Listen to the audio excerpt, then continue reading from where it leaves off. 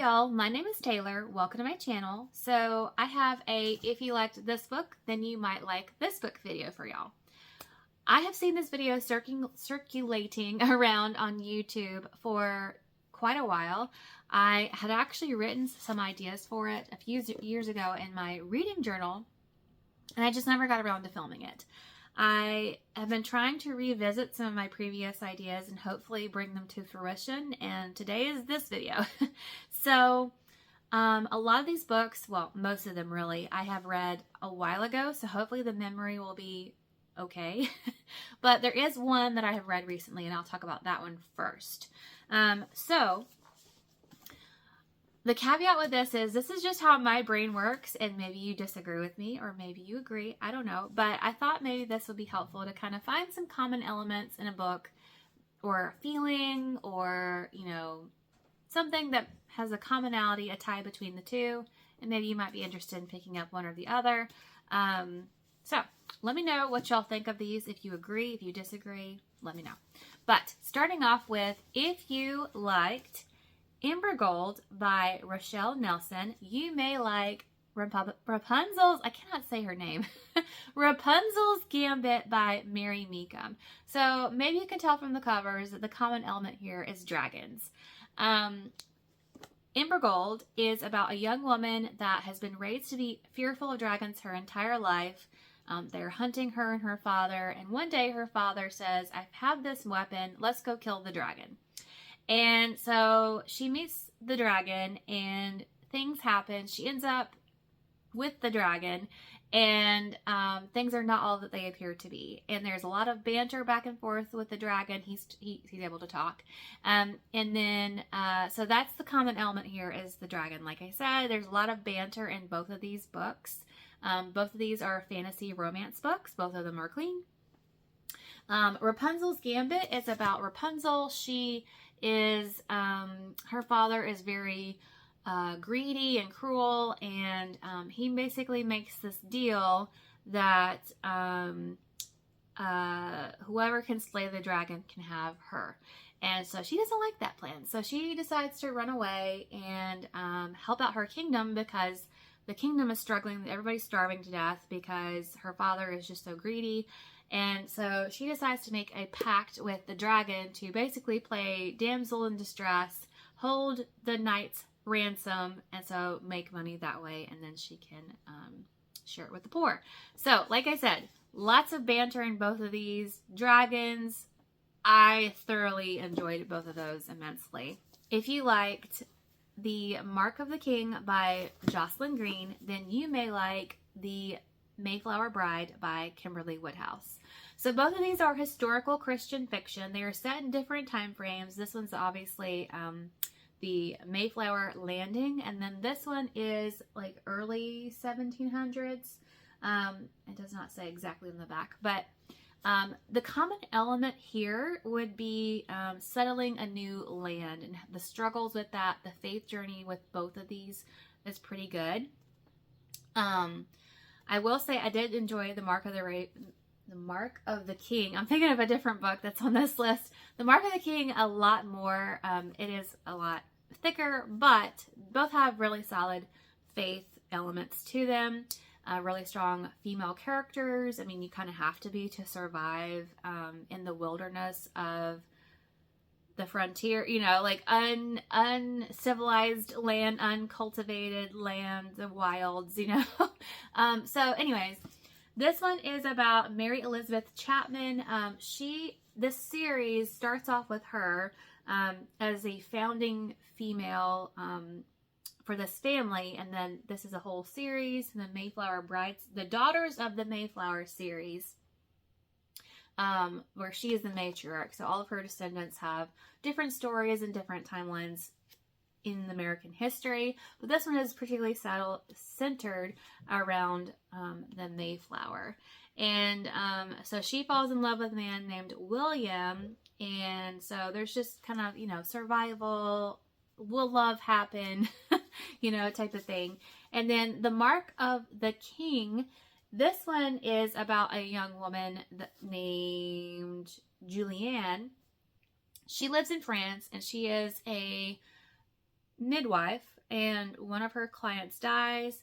She is blamed for it. She gets in prison, and then this is based on a real historical event of prisoners in France were forcibly immigrated to the New Orleans colony because it was failing so miserably. Everybody kept dying. So they're like, let's send the prisoners and populate the colony. And so she was part of that. This fictional character was a part of that effort. And so she is forced to wed this guy. And yeah, I will not say any more because this does have some twists and turns in it that I think are best served if you kind of go into it a little bit blind. But yeah, definitely the struggle and the faith is the common element here, along with the historical Christian fiction side of it. If you liked Counted with the Stars by Connell Consett, you will also like Pearl in the Sand by Tessa Afshar. Both of these are biblical fiction. And the common element here is a new believer. Both of these are salvation stories. So this one is set during the time of Exodus. Let's see, what is her name? Kaya. She is an Egyptian slave, and she meets this Hebrew slave, and she just seems different. And so that she finds out that the Hebrews are leaving Egypt, and so she decides to tag along, and it's her journey of she does find love, but mainly I would say the more important storyline is her finding out who Yahweh is. And then Pearl in the Sand is a Rahab retelling. So if you know the story of Rahab, she helped the Israelites, a few of them, escape death. And so she was rewarded by being spared during the fall of Jericho. And she later on marries an Israelite. So part of it, well, most of it, is her marriage to him and kind of figuring out who she is in her faith, her newfound faith, how to make a marriage work, especially whenever you have a past like Rahab's. Yeah, so yes, I loved both of these. I think they have phenomenal faith that kind of helps the Bible come to life in a different way versus just reading the Bible. I mean, obviously you want to just read the Bible, duh. But this one really helped me see how the plagues could look like. It helped me really appreciate the awfulness of the plagues. And then the Rahab story, you know, it's based off of a real biblical character, but it's believable. She did so well that she had a backstory for Rahab that very well could have been true, but also has some cultural elements that you just don't necessarily think of about how hard it would have been for Rahab to convert and become a part of the Israelites because she was a pagan. Like, this is so totally foreign to her, and what the faith journey could have looked like for her. I am very careful with my biblical fiction that, you know, we're not you know, writing too much into or coming up with stuff, too much creative license, if you will. And I felt like these two were in the safe zone. If you liked Wistress by Nadine Brandes, then you will like Mark of the Raven by Morgan L. Bussey. So I think the common element here, just right off the bat, is that we have some blue covers. I feel like they're kind of similar in that way. But they are both written by Christian fantasy authors. There's a pretty strong underlying faith thread through both of these, although it's not like straight up God and Jesus. They have different names, so there are more representations. But anyways, this story is Mark of the Raven. This one is about Lady Selene, and she has the ability to dream walk, meaning she can go in someone's dreams and kind of manipulate them. And she finds out that her ancestors have used this ability to basically assassinate people and shape the world on, you know, based on who they kill. And so, yeah, her whole worldview has been shattered. She's trying to figure out who she is. Is she going to stick with this awful history, or is she going to do something different? And she just so happens to meet this young man that she is supposed to kill, but she figures out in his dream world that he is different. And how is he different? Well, you need to read the book. And so Wistress This one is about a girl who has this ability to grant wishes from her tears. So I will just read to you the tagline because I think it's kind of conclusive. At the drop of your next tear, you're cursed to die. Let your emotions never have release. Let your heart feel eternal torture, robbed of relief. May you become as cold as the ice with which you snubbed out life. So she did something that ended up killing 2 boys, I think it was. So she is cursed. When she uses her gift, that will happen to her. So the common element here is both of these female characters have gifts that are dangerous in nature, and they have to try and figure out how to manage them, how to navigate them, and ultimately how to navigate or use them in conjunction with their creator and what he wants. I do not actually own the next 2, so if you liked The Princess Game by Melanie Sellier, this is the 4th book in the 4 Kingdoms series, so you have to be a Melanie Sellier reader to have known about this one, but there are quite a few of us who enjoy her books. You will also like To Break a Dream by Mary Meekum. So, common element here is these are both Sleeping Beauty retellings. They're just done in a different way, very creatively, so I guess that's another common element here. It's just not your typical Sleeping Beauty story. But The Princess Game, this one is about the girl. She has been cursed, obviously, to be asleep, but not in the type that you would think. She's not actually asleep. She appears to be asleep in the sense that she is cursed to always appear numb. And to put it bluntly, like she's a very extremely intelligent young woman, and so anytime she opens her mouth when other people are around, she just says the most blank ditzy things you can imagine, where inside she's like, she's a genius. If no one knows it's her, or she doesn't have anybody around, she can be who she is. So she kind of creates this alter ego, I guess you could say, this hidden identity, where she is over aspiring. So that is very interesting. And then To Break a Dream, this one is part of the Shattered Tales fairy tale retellings, where they take the original fairy tale and they shatter it. So it kind of looks like the original, but not really. It's shattered in some type of way. There is an element of glass throughout all of them. It's very interesting to see how they use glass in the different ways. But To Break a Dream, this one is, what if Sleeping Beauty intentionally pricked herself to go to sleep? So, very intriguing tagline there. But, so she is the princess of a kingdom where there's a condition where her subjects are falling asleep and they are trapped in this sleep world. And so she is going to go find out how to break the curse. And so she purposely goes to sleep by pricking herself. So both of those are so fun. So next up I have 2 classics. So this one will probably not be a surprise to you if you're a classics person.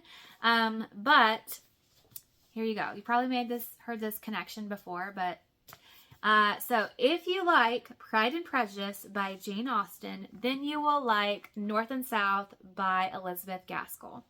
So these 2, there's a lot of things I could say. I actually did a whole video essay on this a few years ago that I ended up scrapping because I thought it was too talkative.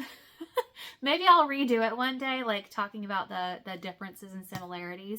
But just in a nutshell, I mean, you have the 2 words separated by and, so Pride and Prejudice, North and South. But they're set in different time frames. There are similar themes throughout. You have the male main character and the female main character. They have very strong personalities and they don't jive with each other well in the beginning. There's some prejudice going on. They each think the wrong thing about the other, misconceptions, judgment.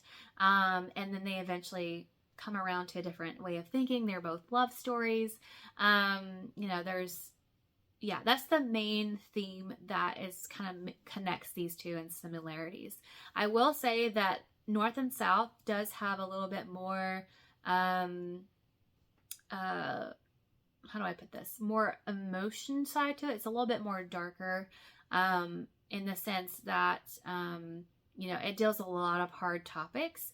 And this one also does have a stronger faith side to it, than Jane Austen's Pride and Prejudice.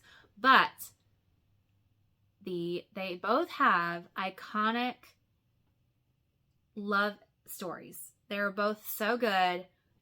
If I had to pick between the two, it would be very, very difficult because I love them both so much. Pride and Prejudice does tend to be more popular, so that's why I said if you like this one, then try this one. This one just doesn't have as much traction to it, but take this as your cue.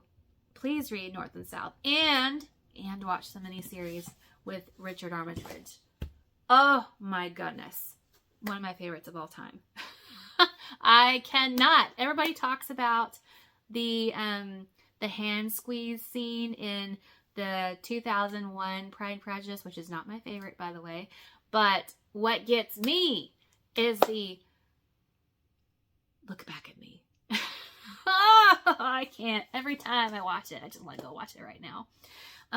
Shout out to Bethany Brings Books, because I was watching her video talking about North and South, and it made me think about this comparison between the two. And I was like, wait a second, I have this whole video of if you like this and you like that. And she said something very similar about North and South and Pride and Prejudice.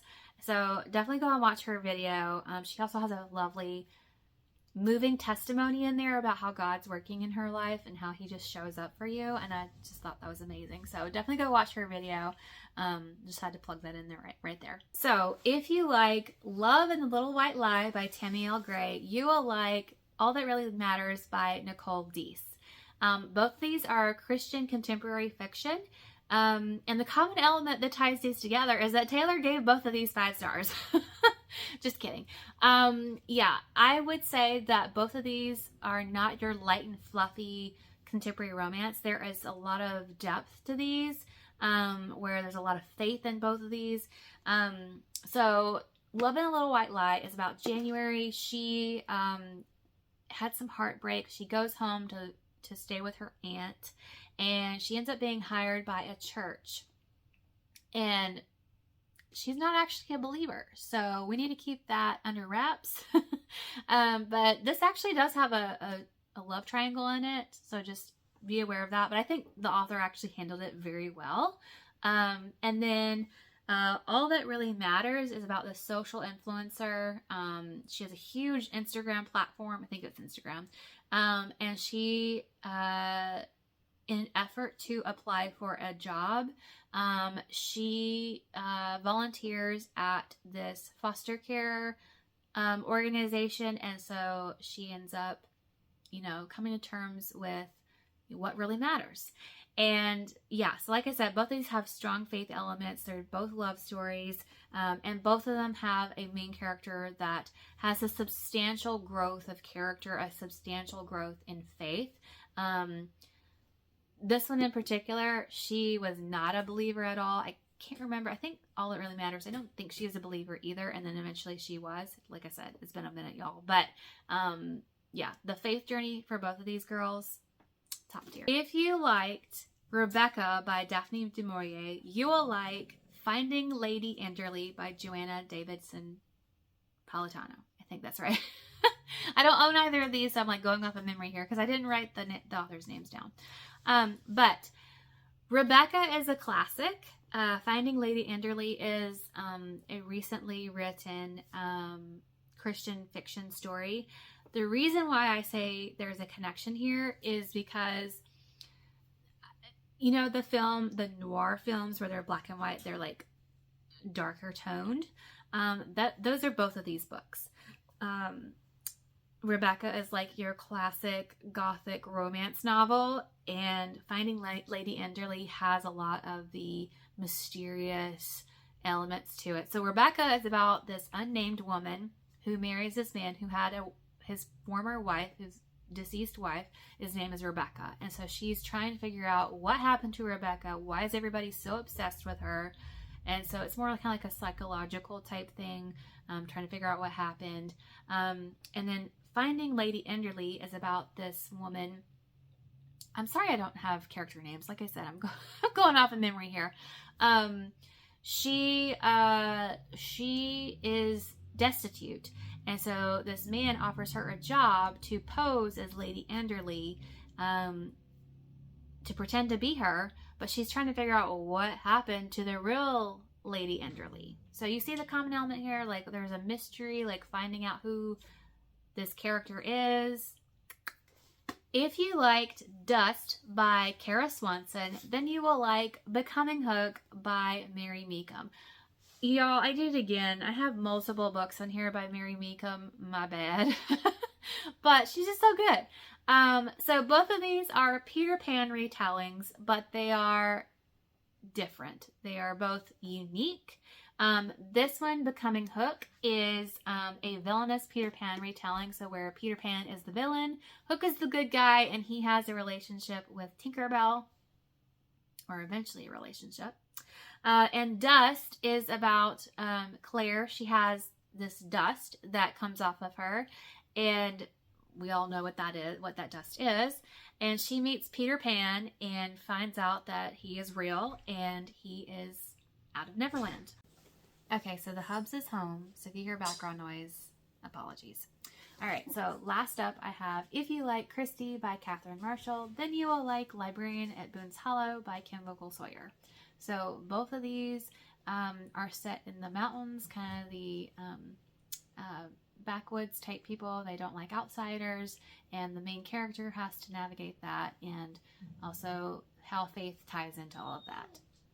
So Christie, if you weren't aware, this is a Christian classic, so you know, a lot of people do, but it's about Christie, and she is a young school teacher, and so she takes up the mission to go to the backwoods of Tennessee to educate the young children that have not had much schooling, and so she's trying to figure out who she is and her faith and help these children and break down barriers in the society because she's viewed as an outsider.